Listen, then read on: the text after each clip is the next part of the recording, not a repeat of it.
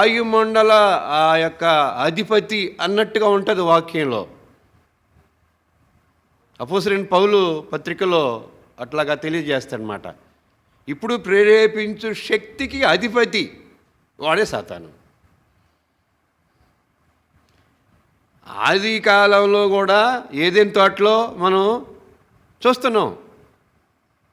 దేవుడు అన్నీ ఏర్పాటు చేశాడు, సిద్ధపాటు చేశాడు. ఆదాము చేసేది ఏం లేదాడా. అన్నిటినీ ఏర్పాటు చేసి సృష్టించి ఏవేవి లోకంలో ఉండాలో,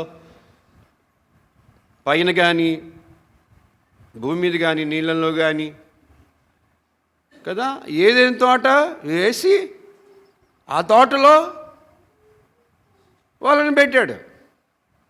పెట్టి దేవుడు ఏం చెప్పాడంటే ఆ తినకూడని వృక్షఫలం గురించి చెప్పాడు. చెప్పిన తర్వాత అపవాదికి పర్మిషన్ ఇచ్చినట్టుగా వాడు ఎంటర్ అయ్యాడు. ఇదే విధానంలో మనం వాళ్ళని చేసినప్పుడు సాతాను ప్రేరేపించాడు, మాట్లాడాడు. అక్కడ స్పష్టంగా సర్పములో తన కార్యం జరిగించినట్టుగా మనం చూస్తూ ఉన్నాం. మాట్లాడినందువల్ల, ప్రేరేపించినందువల్ల వాళ్ళకు దోషం అనేది అక్కడ కలిగిందా? ప్రేరేపించే శక్తికి లోబడట వల్ల, వాడి మాట విన్నందువల్ల అక్కడ పాపం అనేది కలిగిందా?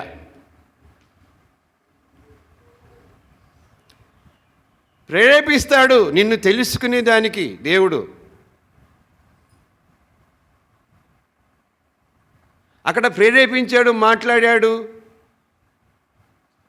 ఇలాగా అలాగా అని అన్ని చెప్పాడు. అప్పటికి పాపం ఏం కలగలేదు కదా, చాట్లుగా అప్పటికి వెళ్ళిపోలేదు కదా. ఎప్పుడైతే ఆయన తినవద్దని ఆజ్ఞాపించిన వృక్షఫలములు తిన్నాడో, ఆ ప్రేరేపణకు లోబడిపోయింటే వీడి మాట విన్నాడో, అప్పుడు ఆయన చెప్పిన ఆజ్ఞ వాళ్ళ జీవితం నెరవేర్చబడింది. మీరు ఎప్పుడైతే ఈ ఫలమును తింటారో, ఆ వృక్షఫలము నిశ్చయంగా మీరు చచ్చెదరు. మాట్లాడిన వలన, ప్రేరేపణ చేసిన వలన అక్కడ పాపం అనేది కలగలేదో, దేవుని ఆజ్ఞకు అవిధేయుడై ఈయన మాట కంటే దాని మాట వినటం వలన అప్పుడు పాపం అనేది వచ్చింది. ఇలాగే ఇంకొక దగ్గర కూడా ఉంది. చూడండి, మత్తయి సువార్త చూడండి.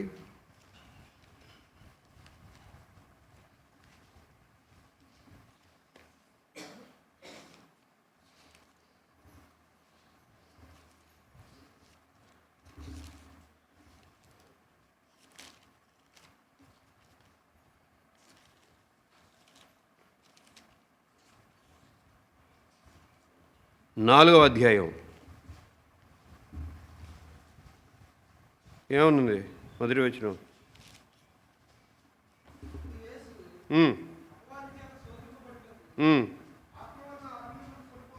చాలు. ఇదేంటి? అపవాది చేత శోధింపబడేదానికి ఆయన అరణ్యంలో కొనిపబడ్డారంటూ ఉంది వాక్యంలో.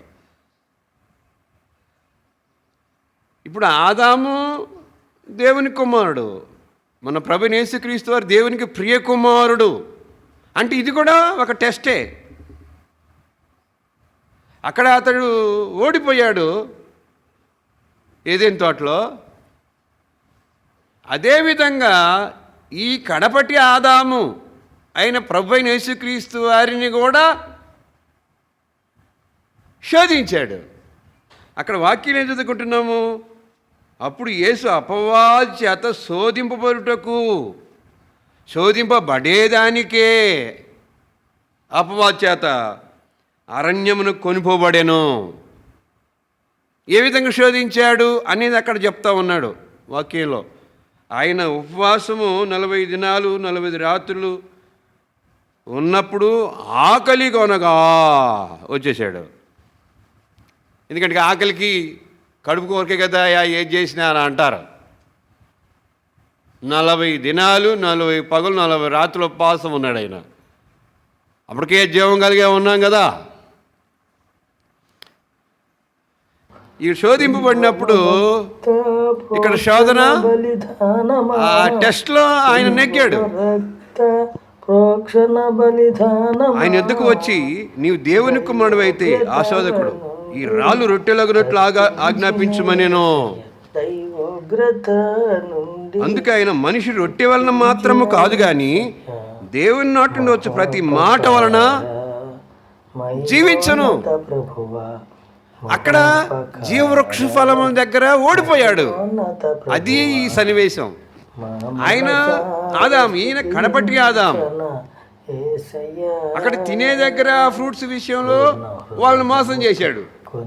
ఇక్కడ కూడా తినే విషయంలోనే ఈ కడపటి ఆదాముని మోసం చేసేదానికి, శోధింపబడేదానికే అని చూస్తున్నాం. మనుషుడు రొట్టె వలన మాత్రము కాదు కానీ దేవుని నోటుండవచ్చు ప్రతి మాట వలన జీవిస్తాడు. మరి ఆహారం లేకుండా 40 రాత్రులు ఉన్నాడు కదా. అంటే ఆయన చెప్పినట్టుగా అక్కడ ఆయన చేయలేదు. ఆ పరీక్షలో ఓకే అయిపోయాడు. ఇక్కడ చూడండి, మళ్ళీ 2:5లో అంతరపవాది అంటే ఇంకొకసారి దీనికి ఫెయిల్ అయిపోయాడు కదా, ఇంకొక విధంగా వచ్చాడనమాట 5లో. ఇట్లాగా వస్తూ ఉంటాడు. ఇందాక చెప్పిన విధంగా వాడు ప్రేరేపించే శక్తికి అధిపతి. చాలామంది ఏంటంటే మన ముందు వచ్చి నల్లంగుండి ఇంటికి ఎరబోసుకొని అంటే పాదలాడి తిరిగి అట్ట కాదు. అట్ట మన బ్రెయిన్లో, మన కంటి విషయంలో, మన చెవుల విషయంలో, ఇలాగ మన ఉద్దేశాలు మన ఇంట్లో దాంట్లో ఎంటర్ అయిపోతాడు. అప్పుడు దేవుని వాక్యానికి మనం లోబడకుండా ఆ ప్రేరేపణకు లోబడే అవకాశం, అదే సాతాను యొక్క కార్యము మనలో జరిగేదాని కొరకు. ఇక్కడ ఏం చెప్తూ ఉన్నాడు? పరిశుద్ధ పట్టణమునకు ఆయన తీసుకొని పోయి దేవాలయ శిఖరమున ఆయన నిలబెట్టి, నీవు దేవుని కుమారుడు అయితే క్రిందికి దుముకుము. సందేహం కదా, నేను దేవుని కుమారుడని నేను రూపించుకోవాలని నీ ఎదుట. మీరు భక్తి కలిగినటువంటి వారే కదా, మీకెందుకు ఇవన్నీ అని అనుకుంటూ ఉంటాం. కొన్నిసార్లు అంటూ ఉంటారు మనల్ని కూడా. వాళ్ళు చెప్పినట్టు మనం చేయాలని రూలే లేదు. ఈయన అక్కడికి తీసుకుపోయి అదొక శోధన, ప్రేరేపణ. దునుకుగో ఆ నుంచి. న్యూస్లో నేను చూశాను ఒకసారి, ఏంటంటే ఈ గ్రామం అంతా కూడా, వాళ్ళున్న గ్రామం అంతా నీళ్లు పట్టి మునిగిపోతే ఒక వ్యక్తి మాత్రం అంట ఆ ఇంటి మీదకి ఎక్కేసాడంట. కొద్దిగా ఉన్నప్పుడు అందరు తప్పించుకొని వెళ్ళిపోతూ ఉన్నారంట వాళ్ళ వేరే దగ్గర తలదాచుకుని దాని కొరకు. చాలామంది వద్దురా వచ్చేయమంటే వాడు ఎండో లేదంటే దేవుడు నన్ను చూసుకుని నాకు తోడుగా ఆయన దూతలు పంపిస్తాడు, నాకు సాయం చేస్తాడన్నట్టుగా. మళ్ళీ నీళ్లు మట్టం పెరిగిపోతూ ఉన్నాయి. మళ్ళీ కూడా చెప్పారట. ఆయన కూడా లేదు దేవుడు ఎట్లయినా వస్తాడు, నేను ఆయన బిడ్డ, నేను భక్తుణ్ణి, నాకు తోడుగా ఉంటాడు, నన్ను తప్పిస్తాడు, అట్లా చెప్తా ఉండేవాడంట. ప్రభుత్వం వాళ్ళు ఆ హెలికాప్టర్ని పంపించారంటే ఎక్కడైనా చిక్కుకో ఉంటారు, ఎత్తుకులాడుకుంటా వాళ్ళని ఆ చెట్లు కొమ్మలు పట్టుకొని ఇళ్ళ మీదకి ఎక్కువ ఏదో కొమ్మలు పట్టుకొని కొట్టుకోపోకుండా వాళ్ళు కూడా హెలికాప్టర్ తీసుకొని వచ్చి ఇక్కడ దాకా వచ్చేసే నీళ్ళు. అంటే అదొక సంపూర్ణ విశ్వాసం అనుకుంటుండే అతడు. వాళ్ళు కూడా వచ్చి, అయ్యా ఎక్కి ఇదిగో ఈ నిచ్చెనగుండా తాడు వేసింది తప్పించుకుందు కానీ అంటే, లేదు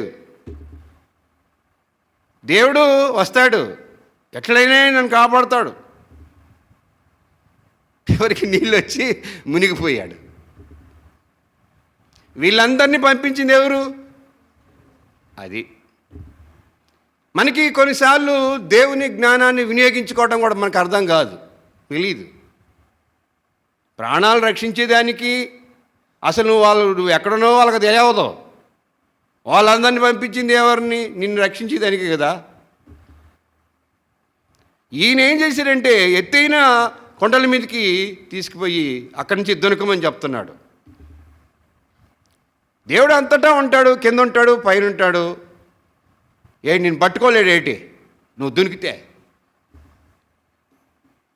రైలు వస్తుంది, నేను ఎదాలం పోతే నేను తప్పించలేడేటి? నిన్నెవడు బొమ్మడు పట్టాల మీదకి. అలాగే ఉంటుంది మన లెక్క. నేను నమ్ముకోను, ఆయనే నన్ను రక్షించాలి, నేను మారను, నేను ఎట్నే ఉంటా. దేవుడికి అది ఏం చేసేస్తాడు? నన్ను మార్చుకోలేడేటి? అట్లా మాట్లాడతారు చాలామంది. అది ఎంత మూర్ఖం చెప్పండి. పాపమునకు క్షమాపణ పొందకుండా నిన్ను తీసుకుపోతే పరలోకంలో ఉండలేవు. ఈ దేశం నుంచి ఇంకో దేశానికి పోతే మనకు సూటబుల్ కాదు. అక్కడున్న ప్రజలకు వాళ్ళు ఎలాగ ఉండాలో ఆ పరిస్థితులు వాళ్ళకి తెలిసి ఉంటాయి. మనకు సూటబుల్ కాదు, మనం ఉండలేము. మన మనుషులమే. ఇక్కడే మనం ఎడారిలో ఉంటావా? నువ్వు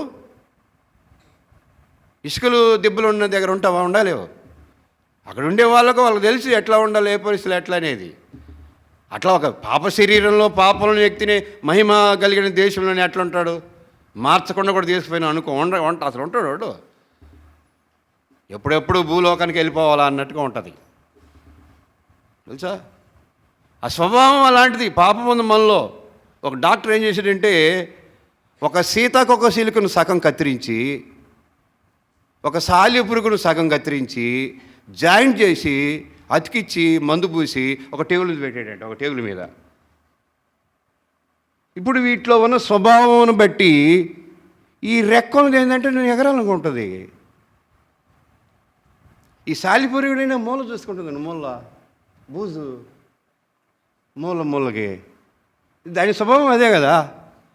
మూల చూసుకొని ఇల్లు ఏడన్నా అల్లుకోవాలా, అందులో ఉండాలి నేను అట్టుంటుంది.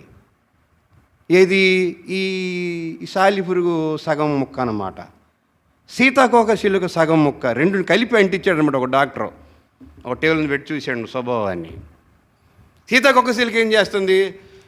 ఎగరాలి, ఆ మంచి పుష్పాల మీద వాలాలి, దాంట్లో ఉన్న మకరందాన్ని తాగాలి, పీల్చు. అలాగ ఉంది దాని అంటే వాటి స్వభావము అన్నమాట అది. దీని స్వభావం వేరే, దాని స్వభావం వేరే. దేవుని వాక్యం ఏం చెప్తుందంటే మన పాపం ఉందని చెప్తున్నాడు. ఆ పాపము నుంచి విడుదల పొందకుండా ఈ పక్షి ఏ విధంగా ఎగరాలనుకుంటో అట్లాగా పరలోక రాజ్యంలో మెంటర్ కావటం అసంభవం. అది ఇక్కడున్నప్పుడే అది జరగవలసి ఉంది, పాపముల క్షమాపణ. అప్పుడు ఆయన పరిశుద్ధపరిస్తే ఆ పరిశుద్ధమైన పట్టణంలో నీవు ఉంటావు. నువ్వు పాపములు చచ్చిపోయిన తర్వాత చచ్చిపోయిన వాని కొరకు నువ్వేం చేసినా ఇక నీకేం ప్రతిఫలం ఉండదుగాక ఉండదు. ఆని ప్రతిఫలం ఉండాలంటే సంఘానికి ఏమైనా చేస్తే ఉంటుంది, అంటే నీకుంటుంది. అంటే వాళ్ళని బట్టి మనం ఏం చేసినా ఏం ఉండదు. అంటే స్వార్థ కొడుకు పెట్టుకోవటమో, సంఘానికి ఏదైనా సహకరించటమో వాటిని బట్టి, లేకపోతే దుబారే పరిచర్య అనేది జరుగుతుంది అట్లాగా. కానీ వాళ్ళని మనం ట్రాన్స్ఫర్ చేయలేం. మా అన్నకి ఎక్కడిది అధికారం? అందుకే దీపం ఉండగారా ఇల్లు చక్కబెట్టుకోండిరా అంటారు. ఎందుకు? తర్వాత ఏం చేయలేవని కదా. దేవుడే అన్నీ చేసి పెట్టేశాడయ్యా నీ కొరకు. నువ్వు చేయాల్సింది ఏం ఉండదేడా. పాపం విషయం మారు మనసు పొందుకోవటమే అంతే చేయాల్సింది. నిన్ను మార్చకుండా నీ పాపస్థితిని ఒప్పించకుండా. ఎందుకంటే పాప స్వభావం మనలో ఉంది లోపల. ఇప్పుడు ఉన్నప్పుడు మరి మందిరంలో ఉంటే మనం బయట ఉండగలమా? ఉండలేము. ఆయనకి భయపడి లోబడటం తప్ప ఇంకేం ఉండదు ఆడ. లేకపోతే దాంట్లో జయం అనేది మనకి రానే రాదు. ఆయన వాక్యం చెప్పాడు కదా, దానికి లోబడటం, ఆయనకి భయపడటం, ఆయన అంతటా ఉన్నాడు అనుకోవటం, అది విశ్వాసం కలిగి ఉంటేనే తప్ప నీకు జయము కలగనే కలగదు. అది ఆ చితకోకలు ఉన్న స్వభావం, సాలిపురుగులు ఉన్న స్వభావం అన్నమాట. అట్లా కంపల్సరీగా మారాల్సిందే. పాప క్షమాపణ పొందుకో, అసలు శిక్షించేవాడే క్షమించేవాడు కదా. శిక్షించేవాడు రక్షించేవాడు ఆయనే ప్రభువైన యేసుక్రీస్తు.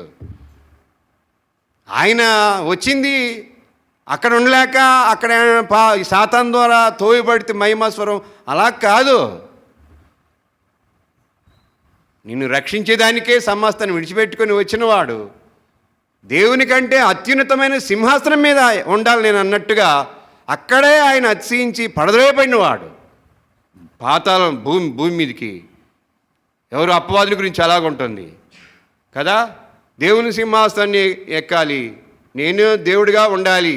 చూసారా, మరి దేవుడైన వాడు ఏం చేశాడు అని చెప్పుకుంటున్నావు వాక్యంలో. సమస్తాన్ని విడిచిపెట్టి నీ కొరకు వచ్చానని చెప్పుకుంటున్నావు. ఎంత తేడా ఉంది చూడండి దాంట్లో. ఆయన ఎంతగా నిన్ను ప్రేమించాడు అనేది అక్కడ మనం చూస్తూ ఉన్నాం. కాబట్టి వాక్యంలో మనం చూసినట్లయితే ప్రజలు చేసిన ఆ పాపము విషయంలో దేవుడు దావీదుని ప్రేరేపించుట,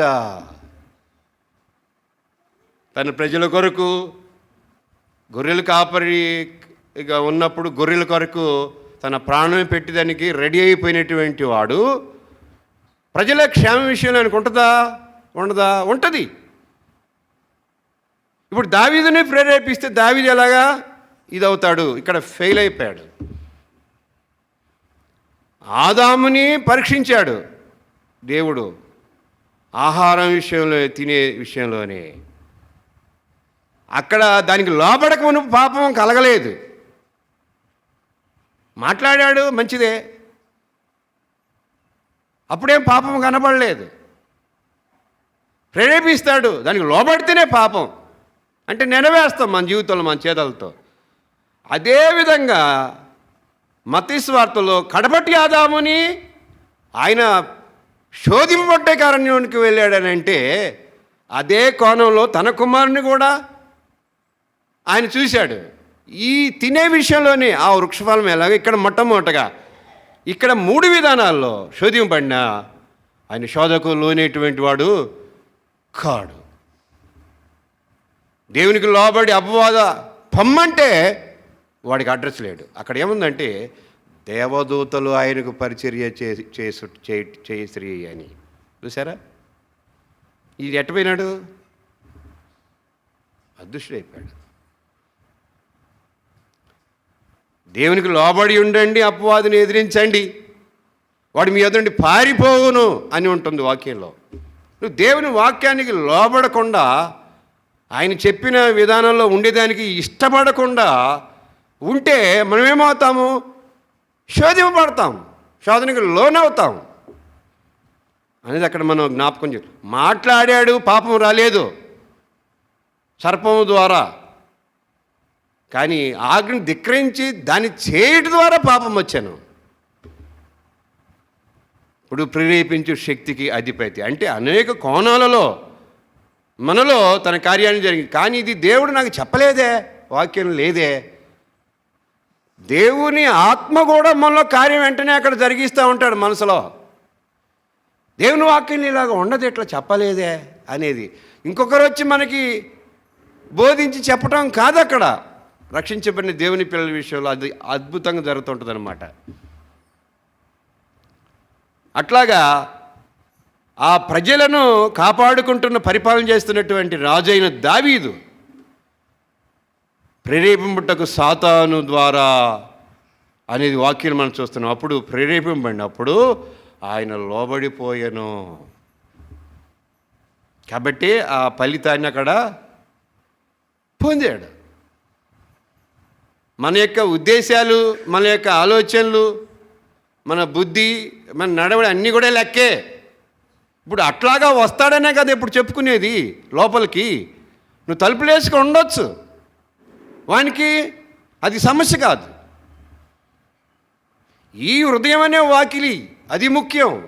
ఈ బ్రెయిన్ ఎప్పుడైతే మనం ఉద్దేశాలు వాక్యానికి అయోగ్యంగా అవిధేయకరంగా ఆయన చెప్పుంటాడు, ఇది కాదు ఇది వద్దు, వాడు ప్రేరేపించేవాడు అట్టా ఇట్టా ఇట్టా అని.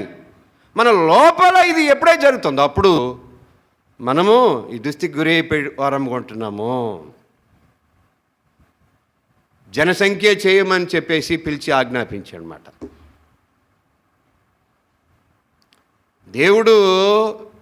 దేవుని వాక్యాలు మనం చూసినప్పుడు జనసంఖ్యలు ఆయా విధానాలుగా ఉంటా ఉన్నాయి వాక్యంలో. కానీ ఆయన చెప్పుంటాడు. అప్పుడు ఒక వచనం చూడండి, సంఖ్యాకాండం 1వ అధ్యాయం చూడండి.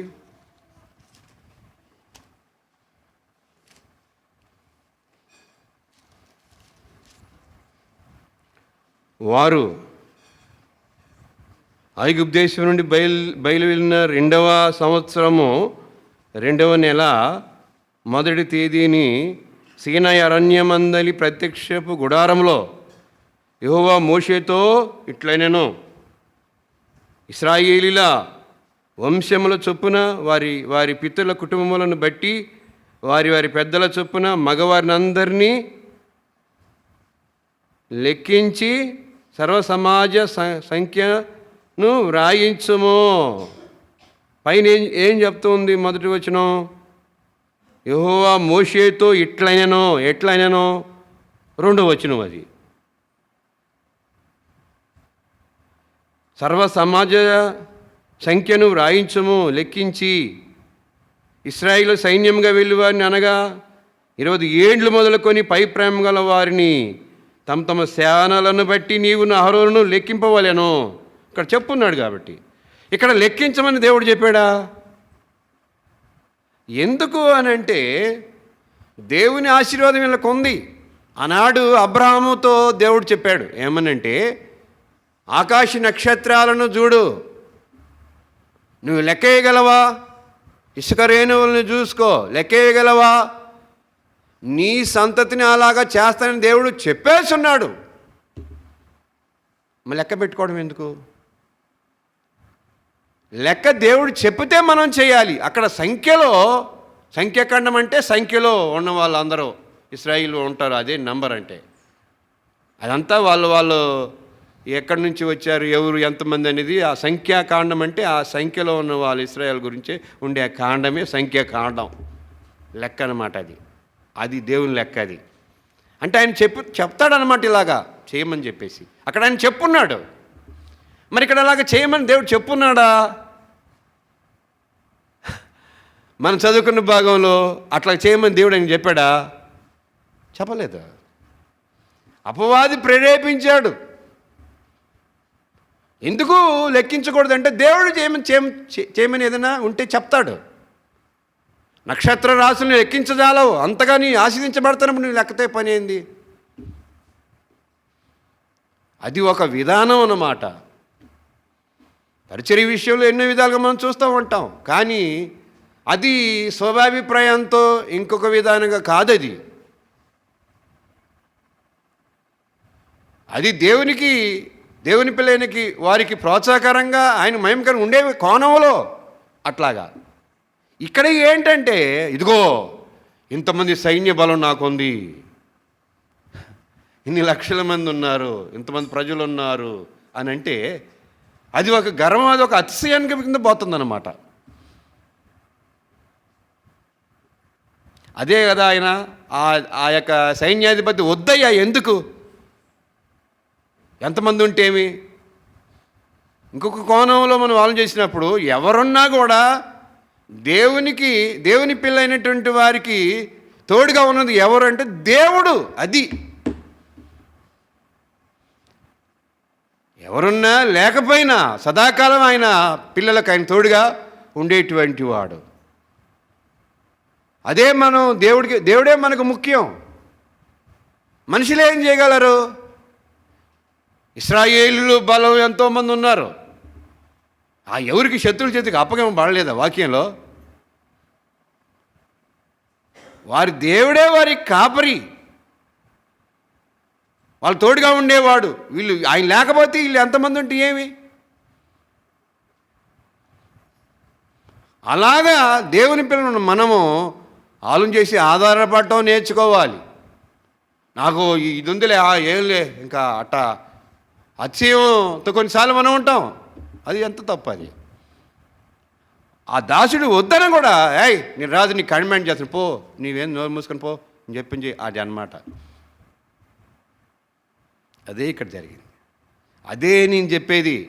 మన ఉద్దేశాలు, మన ఆలోచనలు, మన బుద్ధి కూడా ఆయన గ్రహిస్తాడు. అందులోనే ఎంటర్ అవుతాడు సాతానుడు. ఇది అవిధేయకరమైన విషయం. చూసారా? ఇప్పుడు యోబు భక్తుడు ఉన్నాడు. వాక్యాలను మనం చూసినప్పుడు యోబు భక్తుని శోధించేదానికి దేవుడు పర్మిషన్ ఇస్తే వాడు వెళ్ళాడా? దేవుడు తెలియకుండానే వాడు వెళ్ళాడా? వాక్యాలను మనం చూసినప్పుడు అంత యథార్థవంతుడు, నీతిమంతుడు, న్యాయవంతుడు, భక్తిపరుడు, చెడుతనం విసర్జించినటువంటి వాడు. ఇక అక్కడ అపవాదికి ఎక్కడ ఎంటర్ అయ్యేదానికి స్థలం ఉందాడా? ఆయన సన్నిధికి వచ్చినప్పుడు ఆయన అడిగాడు, నా భక్తుడున్నాడు తెలుసా అని. ఆయన సంతోషంగా ఉన్నాలేవయ్యా.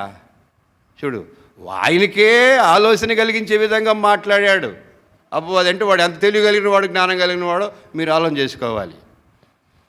దానియేలు కంటే జ్ఞానవంతుడు అని ఉంటుంది వాక్యంలో అపవాదిని గురించి. చూసారా? అవునాలయ్యా అని అంటే, ఏరా అట్లా మాట్లాడుతున్నావంటే అయితే ఉండడానే ఏటి? ఉన్నాలేయ్యా, ఆయన కంచె, ఆయన ఇంటి చుట్టూ, ఆయన ఇంటి చుట్టూ, ఆయన బిడ్డలకి ఆయన ఇంటి చుట్టూ కంచె వేసావు, ఆయన చేసే పనులన్నిటికీ కంచె వేసావు. అందరికీ కంచె, అందరికీ కంచె, అందరికి కంచె, అందరికి కంచె, అందరికి కంచె ఉంది. ఇవన్నీ దాటుకుని ఎప్పుడు పోయాను ఆయన? ఎంత ఎంట్రుక భాష కూడా అపవాదికి ఆయన దగ్గర స్థలం లేదు.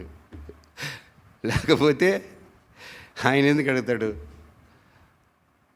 ఆడే ఉద్దేశం ఏంటంటే, ఎన్ని నువ్వు ఇచ్చి గొప్పగా నువ్వు ఆశీర్వదిస్తున్నావు కదా, అందుకు ఆయనలో ఉన్నదాన్నే బట్టి అట్లా ఆయన చేశాడా? వాక్యాలు మనం చూసినప్పుడు లేకుండా నీ ఏం ఇచ్చేసాడు ఆయనకి? అది వీడికి తెలియదు. అంటే ఉన్నాలయ్యా, ఇవన్నీ చేస్తున్నావు కదా నువ్వు అంటే, అవన్నీ చేసినంటే ఆయనకి ఇష్టం లేకపోయినా ఆయన ఆశీర్వదించేశాడా దేవుడాడా? ఆయనకు ఒక ఆలోచన కలిగించాడు. చూడండి, శోధించబడేదానికి. ఓరి అట్టనుకుంటున్నావా? సరే, నీ ఆలోచన నాకు అర్థమైందిలే. అది అట్టయినా ఉండి నేను ఆశ్రయించిన నువ్వు అనుకుంటున్నావు కదా, అయితే పో అంటే అప్పుడు వచ్చాడు. మరి ఆయన సెలవు ఇచ్చాడు కదా. ఇవన్నీ ఇప్పుడు చదువుకున్న వాక్యాలు అన్నీ అయ్యే మనం జ్ఞాపకం చేసుకుని. అంటే ఆయన పర్మిషన్ లేకపోతే ఈడు ఏం చేయలేడు. సాతాను చేత ప్రేరేపడిన దావీదు దగ్గరికి ఆయన పర్మిషన్ అది. అట్లాగే ఇప్పుడు చదువుకున్న వాక్యాలను అన్నిటిని బట్టి అప్పుడు వచ్చి కదా ఇవన్నీ చేసింది. చేసినా కూడా వాడి ఉద్దేశం ఏంటంటే, ఈ కలిగి ఉన్న వాటిని బట్టి, దేవుడు అటు చేస్తున్న దాన్ని బట్టి, ఇవన్నీ లేకుండా ఆయన చేస్తే అప్పుడు చూస్తాను నేను ఇది ఎట్టుంటాడని. ఓకే, ప్రాణం విషయంలో ఆయనకి పర్మిషన్ ఇవ్వాలంటే, ప్రాణం ఇప్పుడు మీరు బాగా ఆలోచన చేసుకోవాలి. ఎవరి చేతిలో ఉంది? నీ జీవము, నీ ఆత్మ, సకల ఆశీర్వాదం, ఆరోగ్యం మనం ఆలోచన చేసుకోవాలి. అన్నీ చేశాడు. చేసిన తర్వాత ప్రాణం మీదకి పోయేదానికి నేను పర్మిషన్ ఇవ్వలేదు. మరి ఆయన పరీక్ష చేయాలి కదా. అప్పుడు ఇంకను నువ్వు యథార్థత విడిచిపెట్టకుండా ఉండలేవటవయా నువ్వా? చచ్చిపో. ఏంటి దుస్థితి? ఈమె ద్వారా మాట్లాడాడనమాట. యోబు భార్య మూర్ఖురాలు కాదు, చాలా జ్ఞానవంతురాలు. అంటే ఆ బిడ్డలు ఆ విధంగా ఎందుకున్నారు ఆ ఇంట్లో? అంత పెద్ద ఫ్యామిలీ చెప్పండి. అట్లాగా మన మనసులో ఏ విధంగా ఉంటుందో దాన్ని బట్టి వాడు ఎంటర్ అవుతాడు. అలాగా ఈమెలో చేరి అట్లా ఎట్లాగా తన కార్యం నెరవేర్చబడితే అలాగా వస్తాడు. అది అపవాది కార్యమే. నోరు మూసుకుంటావా మూసుకోవా? అన్నీ మంచి చేస్తేనేంటి నీకు దేవుడు? నిన్ను రక్షించాడయ్యా, నీకొరకు ప్రాణం పెట్టాడు. నీకు తెలుస్తుంది కదా అది. పరలోక రాజ్యం ఇస్తానని చెప్పాడు కదా, శ్రమలో నేను తోడుగా ఉంటానని చెప్పాడు కదా. నువ్వు కష్టం వల్ల నీ జ్ఞానం ఇంత ఏంటి, నువ్వు రక్షించబడ్డావు ఏంటి? కాదు కదా. ఈ లోకం కొరకు నువ్వు అసలు ఆయన నమ్ముకుంది కాదు కదా. చిన్న చిన్న ఏదైనా బాధ కలిగితే నువ్వు సహించుకోవేటి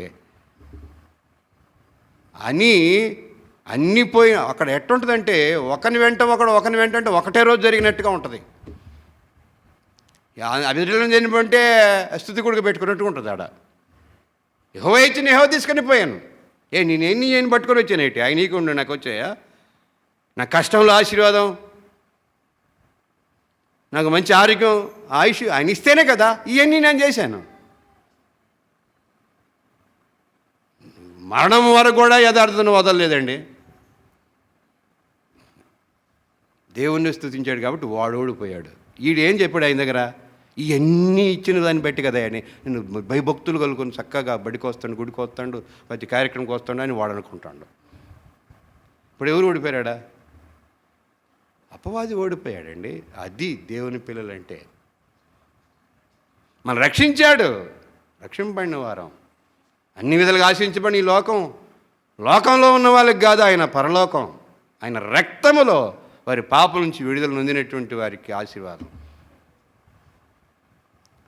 సరే అన్నీ ఉన్నాయి, అందరు బాగున్నారు, వాడిక్కడే ఉంటాడనే ఉందా ఏదన్నా వాక్యము? 70 లేకపోతే 80 కాల పరిమితి, అది కూడా దేవుని కృపే. 70 సంవత్సరాలు బ్రతుకులంటే 80 సంవత్సరాలు బ్రతుకుతాడు. నీవు నీ పాపములో చనిపోతే నా ఇంటిలో నీకు అడుగుపెట్టారు.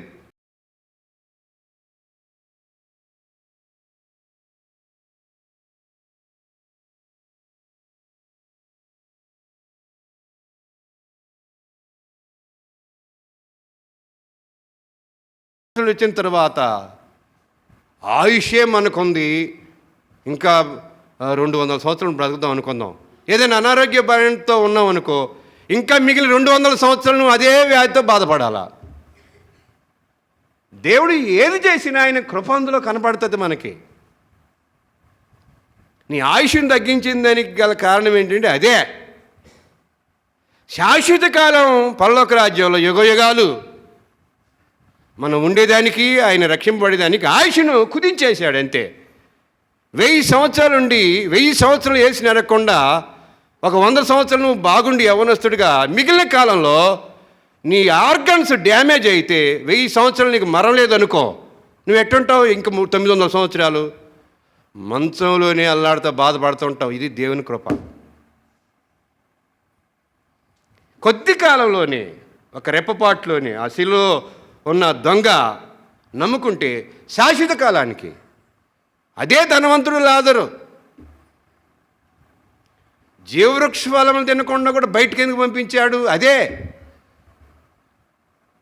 1000 సంవత్సరాలు పాపంలో జీవించడం మేలా, ఒక క్షణంలోనే ప్రభువు నమ్ముకొని ఇవన్నీ పొందుకోవటం మేలా. ఏ బలహీనత లేకపోవచ్చు, ఏ వ్యాధి లేకపోవచ్చు, కానీ పాప నియమం ఇందాక చెప్పానే, సీతాకొక శీలకు ఇట్టలాగుతూ ఉంటుంది ఎగరాలని. ఆ పురుగు ఏం చేస్తుంటే సాలిగుళ్ళు పెట్టుకోవాలని స్వభావాలు అయ్యి. ఎప్పుడైతే ఫలము తిన్నామో పాప నియమం మనలోనికి వచ్చేసింది. అంతకుముందు లేదా ఆ నియమం, ఆత్మ నియమము, పాప నియమము రెండూ ఉన్నాయి, రెండు స్వభావాలు. మనం రక్షించబడినా ఆ స్వభావం మనలో ఉంది, సంపూర్ణంగా మనకు విడుదల అయ్యేదాకా ఉంటుంది. దినదినం కూడా మనం పరీక్షించబడేదాని కొరకే. అలాగా దేవుడు అనంత జ్ఞాని దేవుడు. ఇవన్నీ దేవుడు కృప ద్వారానే మనల్ని ప్రేమించి మనకి ఏర్పాటు చేశాడు. అలాగా శోధించే దాన్ని బట్టి దావీదు దాన్ని కనుక్కోలేకపోయాడు, లేకపోతే గ్రహం చేసుకోలేకపోయాడు.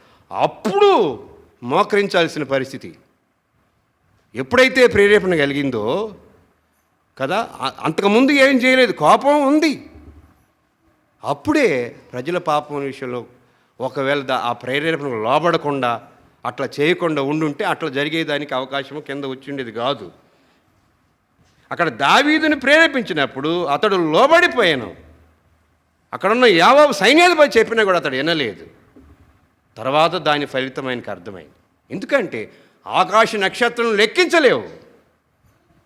అలాంటప్పుడు అది దేవుని నియమాన్ని మీరి చేయటమే. ఇది దావీదుని అట్లా చేయమని ఆయనకు ప్రేరేపణ చేయలేదు, దేవుడు చెప్పలేదు. కాబట్టి దేవుడు వద్దన దాన్ని, కాదన దాన్ని నువ్వు దాంట్లో ఏలి పెడితే అదే దోషం. పాపం చేసిన తర్వాత, తప్పిదం చేసిన తర్వాత మనం ఆ దుష్ఫలితాన్ని అనిపిస్తాం. అది ఇక్కడ జరిగింది వాక్యంలో. దానికి మళ్ళీ పశ్చాత్తాపం, తిరిగి ప్రార్థన. గొప్ప విషయం ఏంటంటే పాపం విషయంలో పశ్చాత్తాపడటం ఎక్కడంటే ప్రభువు దగ్గర, అక్కడెక్కడ వాళ్ళ దగ్గర కాదు. ఆయనే రక్షకుడు, శిక్షించేవాడే, విడిపించేవాడు కూడా, రక్షించేవాడు కూడా ఆయనే. దేని ద్వారా ఎవరి ద్వారా కాదు. కాబట్టి అక్కడే తన పాపాన్ని తెలుసుకొని అది దావీదుల గొప్ప లక్షణం. చాలామంది భక్తులు ఉంటారు, చివరి వరకు వాళ్ళు అట్లాగనే ఉండి చనిపోయిన వాళ్ళు ఉంటారు. ఎక్కడ చూసిన దావీదు లోపం, దోషంలో